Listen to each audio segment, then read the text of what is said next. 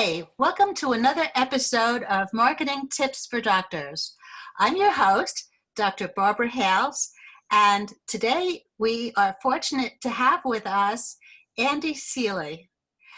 Andy Seeley is a CEO and co-founder of Creatively Disruptive, a digital marketing agency built by a team of professional nerds that work together as the small business champions. Andy is a small business marketing expert, and he is committed to helping businesses keep up with all the latest algorithms to make sure that they are getting their money's worth for their online advertising, especially during the current economic environment. Welcome to the show, Andy. Thank you, Barbara. I love being here. Andy, you mentioned that you keep up with all the latest algorithms, but I'm always hearing that when Google and various other search engines change their algorithms and they have names attached to each one, that nobody quite knows what it is that they are measuring. How is it that you get in on the real thing? Well, I mean, really, it's called probably the number, how often we're in it, and it's really a discovery type system. We know we're alerted to a change that's made, and then it's like looking at the numbers and figuring out what that change is affecting the numbers of the clients and the data. And then you can like backward engineer kind of what they've tried to do. Like I've never, it's a very weird kind of like thing with Google and Facebook. There's no customer service. There's no one for you to call. There's no one for you to talk to, but they're these immensely powerful organizations that can basically do whatever they wish to do. And they won't tell you what they're trying to do.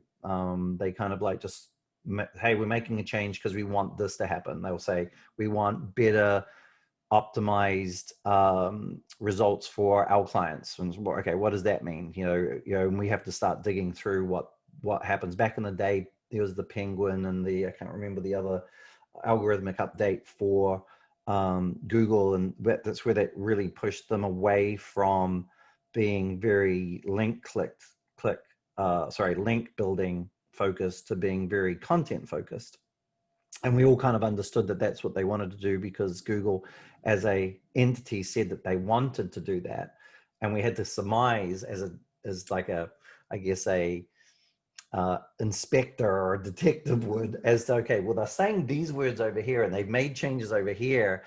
We got to we got to connect the two and see how that works. And, it obviously became with results, because obviously results oftentimes tell us what's going on, that Google had made these changes to make sure that when someone searched, instead of getting somebody that had lots of links attached to a site, so lots of incoming links coming in, which used to be, I don't know if you've heard of a thing called Google Juice. Back in the day, there's a thing called Google Juice, and you'd get a lot of Google Juice from having lots of links on other websites coming back to your website. And people would pay thousands, tens of thousands, sometimes millions of dollars to have teams of people in India and all over the world just adding links every single day. Google, quite rightly, I think, looked at that and said, okay, if Barbara is searching for some help, is the best result really the guy that spent the most money on people building links on irrelevant websites?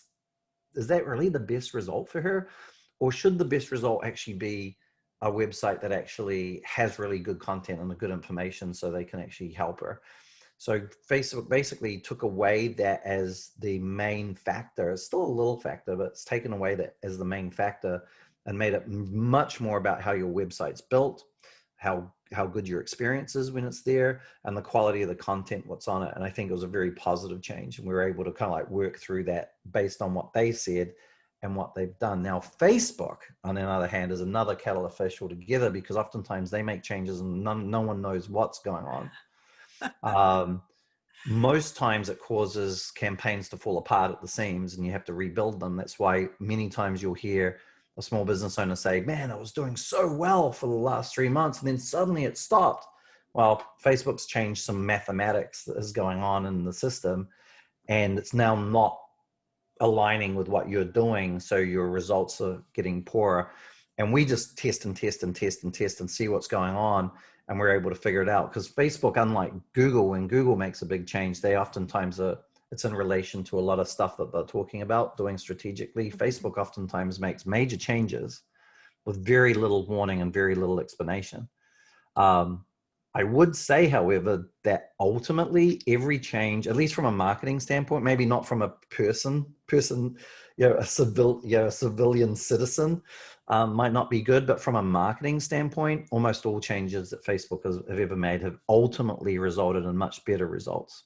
There was a big change 2 years ago. Was it 2 years ago, Barbara? When you remember when Facebook was getting spanked a little bit by everybody about data and stuff, which I think was a little bit of a misnomer. I mean, they don't sell our data; they use our data. I don't know, like if you got our ads that we're building for a client. So if you're looking for a doctor and you started getting some ads about a clinic or whatever, I didn't get Barbara Hales' information and put that out there. It gets put into a pool, and we say, I want to reach people that are interested in this clinic and most likely to purchase, and then Facebook puts it in front of you. So there's like a disconnect between us and you.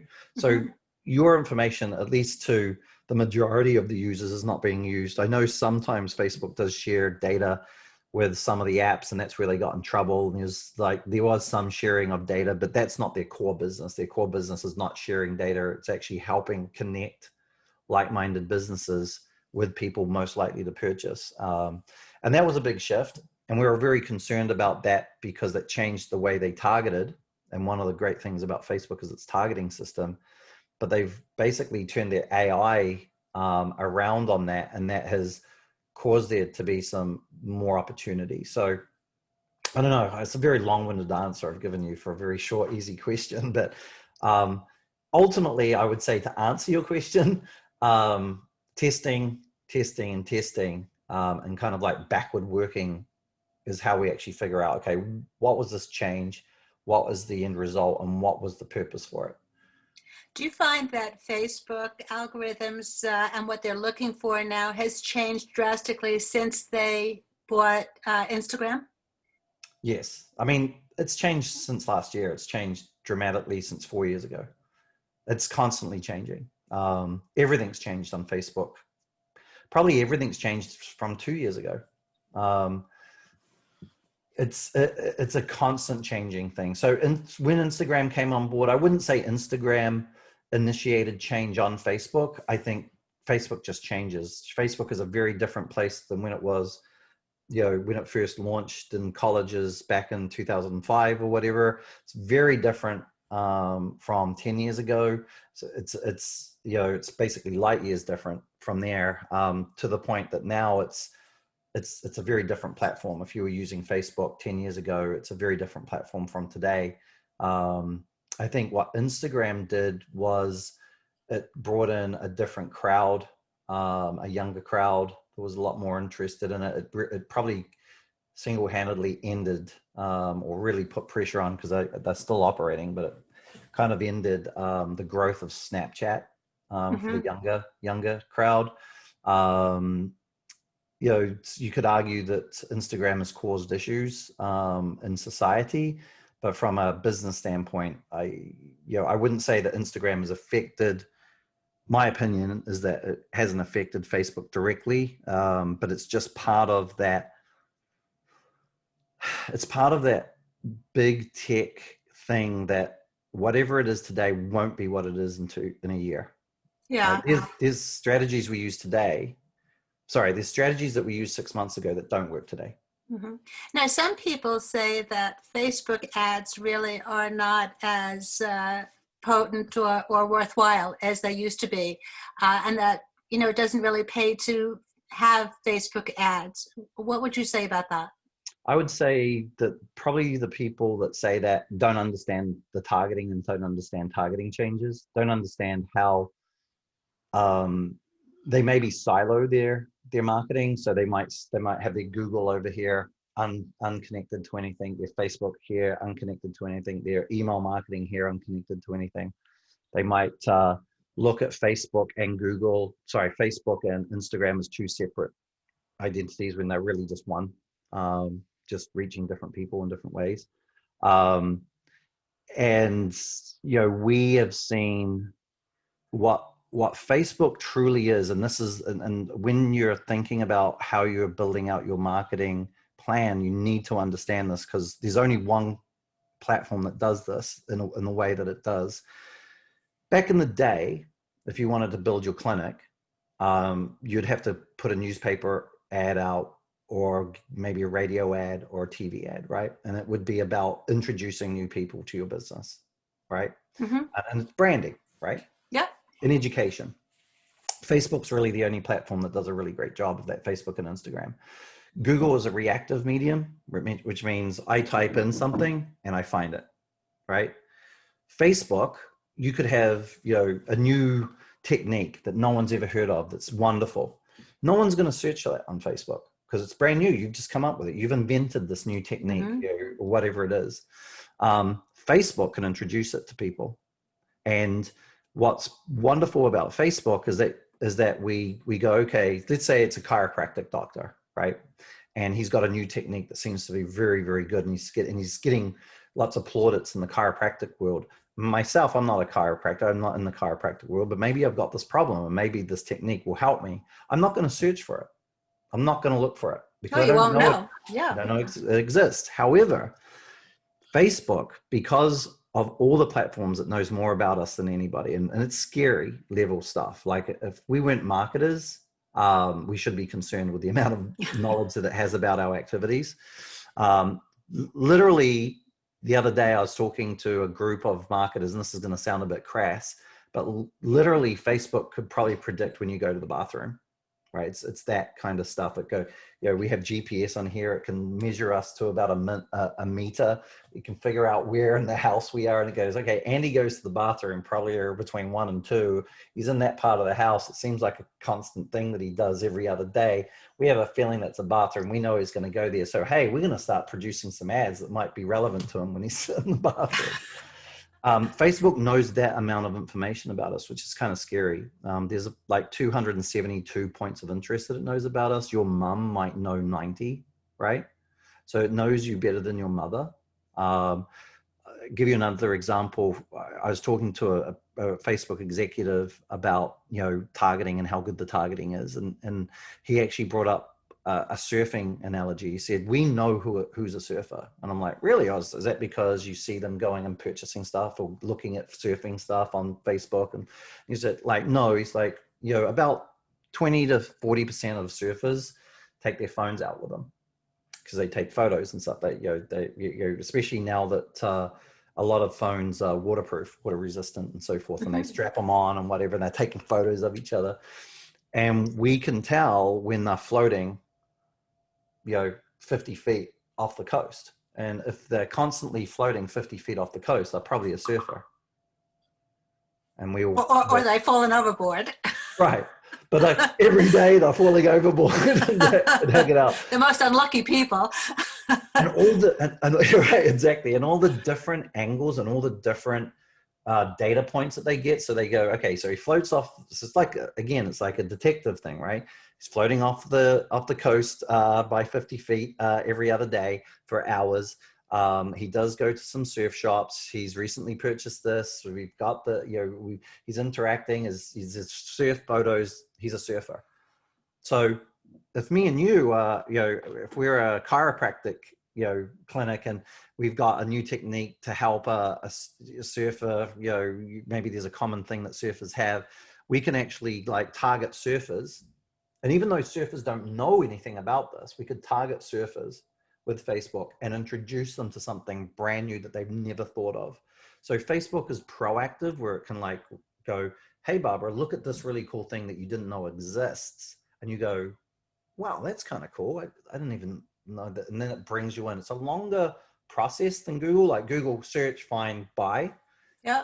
Facebook, hey, Barbara, look at this really cool thing. What do you think of it? And you go, oh, I like that. And you interact with it. And then the algorithm goes, she interacted with it. She's interested. We're going to do a different thing to it. And then you build out. You're going to be bombarded. And for us, we call it the funnel, right? So you might have, many of your people might have heard of a sales funnel. So this way the sales funnel works is you have a large group that you're trying to reach, which is all the surfers, right? Not all the surfers might have this back problem that as a chiropractor I can fix, but it is surfers, right? All the surfers have this problem. If people have it, it's a surfer problem, but only some of those surfers have it. So we market surfers, not everybody, right? So we don't want to waste our money on people that are not likely to buy. We just want to focus on those surfers because, you know, I'm not going to buy it. I'm a rugby guy, right? I'm not going to buy it. So don't focus on So me. not only your back is broken, but every part of you My aches. neck. Yeah, my problem's the neck problem, right? So,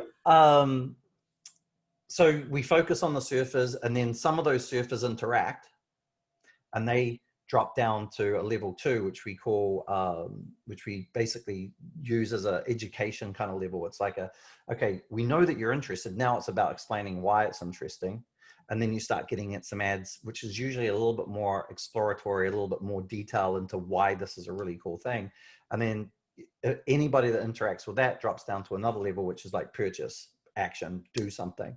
So it's like, you feel like you're being bombarded, but you're being taken through a process. And a lot of it is based on how long you look at an ad. How long do you click on the ad? Do you comment on the ad? Do you, whatever, and it brings you through the process. And Facebook, there is no platform that introduces new things and introduces new opportunities. There's no other platform that does it. TV and radio, think of branding, think of a TV ad where if you were an ice cream manufacturer, that you could decide to go after only people that like ice cream. How much more effective that would be. Well, it would be very effective unless Right. I wanted, of course, to introduce new people to it. Right. And finally, I'll just say one final thing. I know I'm giving you long-winded answers, but the other part of it is Facebook and Google work amazingly together, and they work well with email. So when you build them together, so it's a system that works together, it will work like it magnifies it tenfold. So to give you an example, and I'll keep it really quick. Someone does a search on Google to find it. They don't quite decide to buy. They go to the website though and check it out.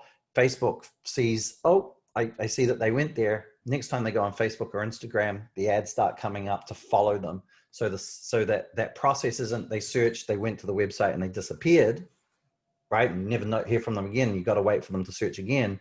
We grab them, we've got them, and we can start having a discussion and try to reel them in. They give us some data. They give us, say, their email address because they're interested. Then it goes into the email process, and then they're getting followed and built. And that's when you build it all together. It's, I've got to say, Barbara, it's closest thing to magic right now. You do it right. I've seen businesses go from $500,000 of revenue to 2 million in a year. Wow, that's very impressive. Right. Is that what you mean when you say that you can make your website a conversion machine? Yeah. I mean, your website, that's what it should be, right? Your website should not be your business card. Your website should be about capturing data, should be about capturing emails, should be about getting them to reach out to you. And a conversion for, say, a clinic or a doctor would be an inquiry, would be I've got a problem, or a scheduling an appointment, a giving an information so the staff can call back. A med staff type thing would be along those lines as well, where a lead comes through and then they can start communicating, but then there's automated systems that continue working them until they actually purchase from you. And we're busy people getting distracted all the time. And we've learned that if I just call you and leave a message, hey, Barbara, would you like to do business with me? And I hang up and that's it. There's a good likelihood that you might not check the phone, might not never respond to me because you're busy. You might really intend to do business with me, but you got distracted. Life's busy, especially with the distractions that we have. We've got to be smart. We've got to be thoughtful about how to keep people engaged. And you do that and results happen. Yeah. So another interesting thing that you mentioned, which I'd like to touch upon at the moment, is how to get online reviews and building customer trust. Yep. obviously if you have a patient that is a raving fan, it's, Yeah. easy to say, could you please rate me and review me when you see me. But in general, like, what would you suggest? I think every business should have, like, regardless of whether it's a local GP or if it's a plastic surgeon or whatever the modality is, or whatever the product is that you're offering or service that you're offering, having your front desk, your customer service people, even yourself as a doctor, to ask for feedback from the client. Most of our clients are going to not give us any rating, even if they're happy, right? You go in, you get a thing, you're busy, you get off with the day, and you're like, man, that was really good. My arm's feeling so much better. This was really, I'm quite happy about that. And then you're off for the day. Most people will, if I go in and I get my arm looked at and the doctor, and I'm like, oh, I'm really sore and I'm pissed off, I'm going to go on, this doctor's horrible, right? Right. So almost always reviews are almost always a little worse than what the reality is, right? Mm-hmm. Because the loudest people are usually the ones that are a little bit peed off.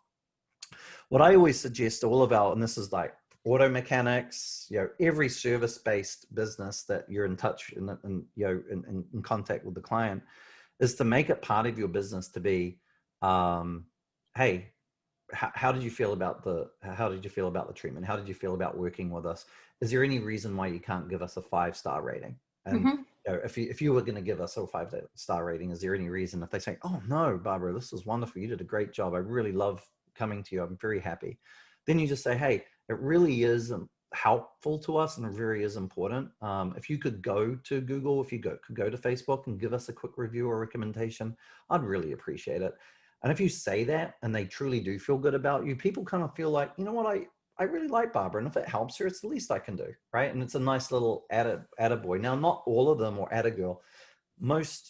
Many people won't do it, but you'll get a good number that will, and you've pretty much got to ask for it. And I would suggest that you just put it as part of the way you operate, right? So, if you've got a customer service team or a front desk team, to say, hey, how was your experience? And if somebody says my experience was really bad, it's probably a good thing for you to know about it, so you can do something about kind of rectifying it, right? Rectifying it with the client and rectifying it within the process of your organization. But you'll find you'll get a lot more positive reviews. And it does two things. There's algorithmic benefits, where the algorithm will just go look at you and go, well, you must be a decent organization, so we're going to give you more organic reach. We're going to give you cheaper costs and paid advertising, all those things, benefits as you get more and more good ratings, because Facebook and Google really just want to highlight the best businesses, not any crappy ones, right? And then the other part of it is the human part of it. Whereas if me and you were looking to go to a clinic and there's 3 clinics and one has 10 reviews and they're all 5 stars, one has 100 reviews and it's like 3.8 stars, and then another one has 100 reviews and it's 5 stars. We're going to look at that, and as humans, we're going to go, well, this one doesn't have many reviews, but it's highly rated. This one has a lot of reviews and it's average. And this one has a lot of reviews and it's really highly rated. I'm going to go to the one with a lot of reviews and highly rated. So, and that's just a normal human way of going about it. All the search engines, all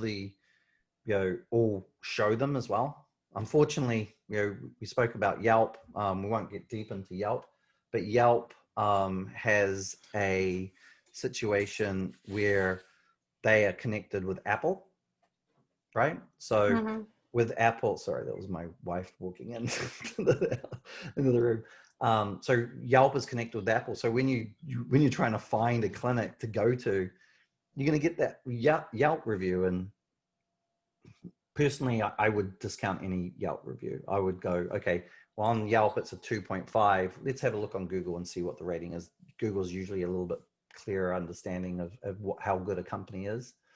And Facebook is actually becoming quite good too. So I don't know, did I answer that question? You did. I do have another question about that, though. Yep. Stay tuned. Okay. Is that, there are many services that we use in the course of a day, like a manicure salon or a car dealer, that has a subscription to a service that automatically, as soon as you've left there, you get a text Yep. message on your phone to Yep. say, and the empty stores are there, just like click, which would seem to me to be a little bit more efficient, because then the patient doesn't have to think about going someplace to rate you. They could just click on the phone. Yep. Do you feel that that is like a good way to go? Yeah, I would do it with both, right? I think the personal question, like if I interacted with you and went away and suddenly got a text, there's a good chance that I might just ignore it, right? But if you said to me, "Hey, Andy, is there any reason why you wouldn't give me 5 stars? Have you enjoyed the experience with us?" And I said, "Yes." And then I walked away and I got this text and it made it really easy for me to do. It's going to make it way more likely that I'll interact with it. So I think those services are really good. And I know there's one, it's not a medical thing, but you could use the same process. Like we have one client that's a car service auto repair shop, and they actually have on their business cards on the back, it says, if you want to give us a good review, please scan this. And it's like a QR code, and you scan it and it actually takes you straight to the place to actually put the code in. So they Well, say, that's pretty good. yeah, so they verbally say do this, and then they give a card. And there's automated systems, there's automated text messaging, emails, the whole 9 yards. I would suggest taking it serious to develop endorsement of your business should be an integral part of your campaign. Reputation management is critical, especially I believe in medical field. Absolutely, Right? very critical. Yeah. Yep. So, yep. Okay, so just sorry. Could you give us a few successful marketing tips? One moment. Could you give us a few marketing tips on how we could use Facebook successfully? So specifically from a clinical kind of like medical doctor standpoint, I think, doctors, I think typically are very focused on their service and on the outcomes of their patients and working the work that they do. But like any business, there's 2 parts to a business, right? There's sales and marketing, and there's product and service. If all you are a product and service, you're going to struggle, right? If all you are is sales and marketing, you can get away with it, but you're constantly trying to find new customers. If your product is crap or whatever, I guess you could be McDonald's and get away with it because their marketing and sales is amazing and they've got a very average product. Some might say it's great. I say it's average, but their sales and marketing is so good that I'll buy from McDonald's once a month. And I know when I buy it, I'm going to have a bit of a stomachache, right? But ultimately, if you've got both together, what ends up happening is you end up having power, right? You have a never-ending conveyor belt of business that's coming to you. It's like having a spigot that you can turn on. I need more business. I've got the business. I turn it off when I don't need any more business, and you have control instead of just waiting for the world to kind of like blow you business randomly. Facebook especially is going to introduce people to you. It's much more personal. And when I say Facebook, I'm talking Facebook and Instagram. Paid advertising, I highly recommend most small businesses to have a paid advertising budget. Most people are like, I want it to be organic. Well, everyone wants it to be organic. So if there's 10 clinics in your local area, they're all wanting it to be organic. With paid, I can make sure I get in front of Barbara. And if Barbara needs my product, which if I've done my marketing correctly, she's at least most likely to purchase of everybody else on Facebook.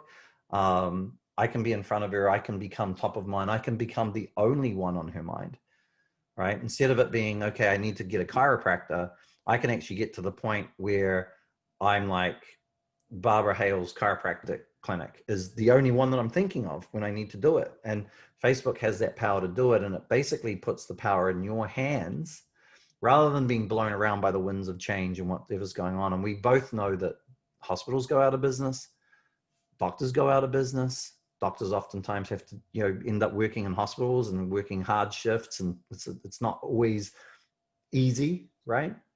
If you're a doctor that has goals of having your own busy clientele and clinic, and you want to, there's an entrepreneurial feel that you have to, you must look at both parts of the puzzle, your sales and marketing and your product and service, and balance that well.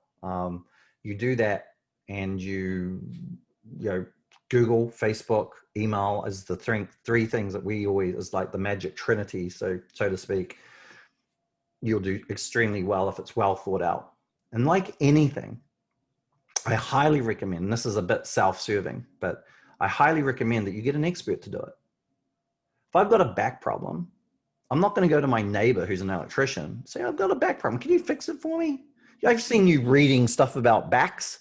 Why don't you do it? I saw you like stretching your son out once, and he was like, oh, that feels good, Dad. Maybe you can do it for me. Online marketing is full of people like that. Hey, I'm going to get my daughter next, my neighbor's daughter next door, who's a high school kid. She's on Instagram all the time. She can do my social media management. No, it's as complicated and ever changing as the world of medicine is, right? I mean, there's always new things coming out of medicine, right? There's a constant, in science, there's this constant juggling around of things happening. So, I mean, maybe some practices are less than others, but there's lots of movement. With online marketing, it's constantly changing. We spend probably 5% of our total income just on knowing stuff, just on knowing things. Which we depend on you to do. Right. So to recap, marketing is absolutely crucial for the success of your business. Yeah.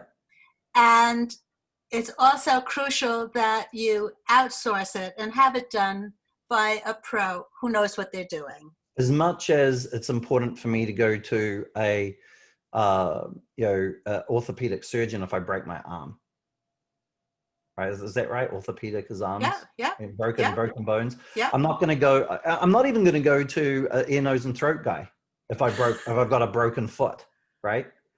I might go to a podiatrist with a broken foot, but there's knowledge, and if you're serious about the results, if you just want to save money, do all the other stuff. Like if I want to save money and I don't really want my back fixed, I'm going to go to my electrician friend next door who seems to be able to stretch out his son well, right? If I want to save money, I'll do that. If I'm serious about results, if I want my back fixed, I'm going to somebody who's an expert on it, and I'm going to have them do it for me. Same thing with your marketing. If you want to get real results, if the reason why you think Facebook doesn't work, it's probably because your next door neighbor's daughter is doing your marketing for you.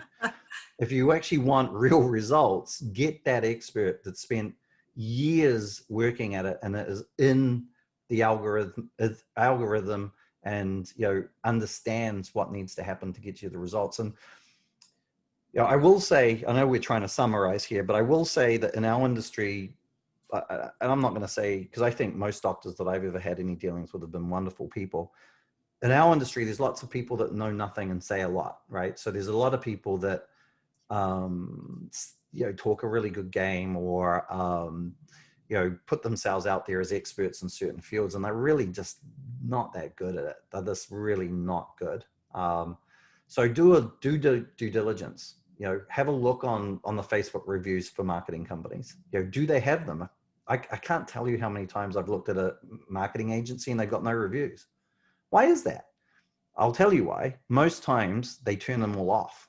And why do they turn their reviews off? Because they don't have any good ones. Because there's people belly aching about them. I'm happy to say that we've got a lot of reviews, and we've got a 5-star rating on Facebook. And we keep those open because we know we're doing a good job, and people need to be able to do a little bit of due diligence. So there's a lot of, I guess, shysters, in medical terms, snake oil salesmen. And you want to make sure that you get the right guy. And when you get the right team, work with them and, make them part of your organization. Don't take it as a separate kind of thing that we do. It's got to be a part of your business, and it's got to be thoughtful. So how can our listeners reach you, Andy? So there's two things that we're doing, and I'm going to give you a link. We'll give you a link after this so you can post it with it. But if those of you that don't get to go to Barbara's website to get a link, go to creativelydisruptive.com. We're actually doing a thing because we're very, very committed to small businesses, whatever they are, to survive the pandemic and to do well within or without the pandemic. And we have a course which basically teaches everything that we do. Like, it actually was a course that we developed to actually teach our team. It was like an internal resource course that we use to help teach our interns and so forth that come in. And we actually turned that into a course for the public to use. We were selling it at I think it was like $500 that you could buy the course, and you could like learn how to do Facebook and Google and all the stuff and build all these things that we're talking about and understand it. We've actually changed that during the pandemic to just pay what you can. So you could actually put $0 in there and have access to the course for life. And, we believe it's the minimum we can do to really help small business. Obviously, the payback to us, as people know about, will hear about us a little bit more. And my guesstimation is that most doctors are going to be busy doctoring and maybe not want to do it themselves. And maybe some of them might decide to have us help them with it. But if you want to understand it, if you want to try and do it yourself, everything is there for you to do it. So you go to creativelydisruptive.com and then you click on this on the Academy drop down, which is on the right at the top, and just click on Small Business Academy, and you can actually sign up. And you can, if you don't want to pay anything, don't pay anything. I'd rather you join up and not pay anything than not join up at all. Or if you want to pay something because you think you want to support us, feel free. Pay what you can is the whole point. Well, that's so extremely kind of you. Yeah, so do that, and I'm going to give you a link for it. The other thing is you can go to Andy Disruption, which is on Twitter. You can search me on LinkedIn, Andy Seeley, on LinkedIn. Again, there's lots of recommendations, lots of people talking about me on there if you're wanting to do due diligence. And we're obviously Facebook, Instagram, YouTube, all the different things that are there if you want to check us out. But if you want to email us too, you can email us. You can email me at Andy@creatively-disruptive. I'm okay giving you my personal email, and hope you have people reaching out to me. We have a great team. They care about you guys. Bare minimum, if you're serious about making a difference to yourselves, at least from a knowledge standpoint, sign up to the Small Business Academy.